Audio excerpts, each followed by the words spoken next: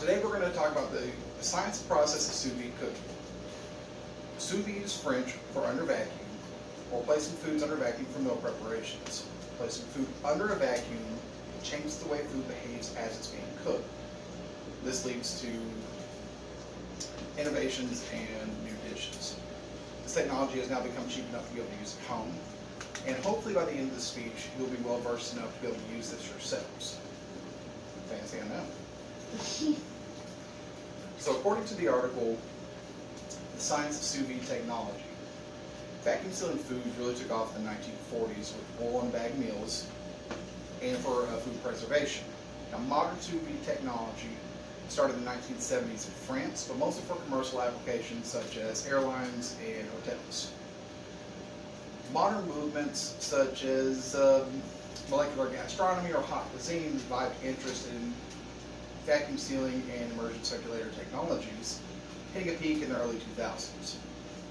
Now the science behind this is pretty easy to understand, and hopefully by this you'll expand your knowledge on modern cuisine. We'll see. So placing a food under a vacuum changes the way, or changes normal processes that food go through with traditional cooking techniques. When you place a food under a vacuum, you remove the air, and more importantly the oxygen. Lack of oxygen prevents spoilage, and the removal of air as an insulator allows for more even cooking.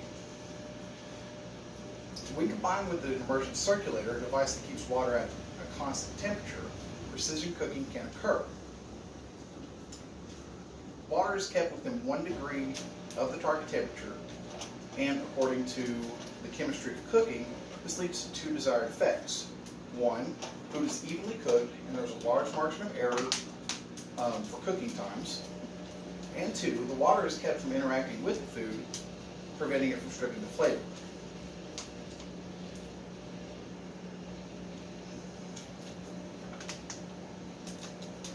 When you put a food under a vacuum, proteins break down in a different way as well. With steaks, the breakdown of proteins is more even, preventing different levels of doneness within the same piece of meat. And with vegetables, you can actually cook them to a nice tender state without losing vitamins or nutrients, which are normally lost due to heat and water with traditional cooking. Now, an immersion circulator, according to Science of the Kitchen, that was originally used for medical lab equipment, along with vacuum sealers, now become cheap enough that you can have one in your house. And with this, I'm going to show you how you can use this at home for your own cooking needs. So the first thing you do is you take and seal whatever food that you're going to be using. For the sake of time, I've already sealed some food and I've cooked it. Now, if you don't have a vacuum sealer at home, you can use a heavy-duty Ziploc bag, such as a freezer bag. Seal your carrots, put your carrots in there, dunk it down until the water level gets up to the zipper, zip it up, there you go, you have it vacuum sealed at home. Once you have it vacuum sealed, you're going to set your immersion circulator to the temperature that you need. For the carrots, it was 180 degrees for 1 hour. If you do not have an immersion circulator, just use hot water. You make an igloo, a bucket, doesn't matter, but use hot water and a thermometer, and you can gauge your own temperatures. If it gets cooled off too much, add a little more hot water, and you'll be good to go. Now, once it's reached the desired internal temperature or the desired amount of time that you want to cook, all you have to do is remove the food from the water.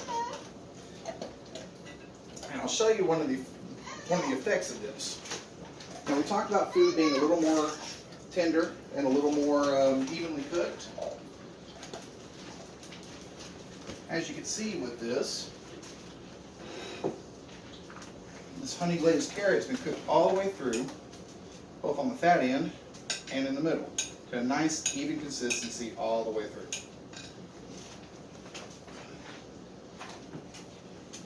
Yeah, try some of that. It's pretty good.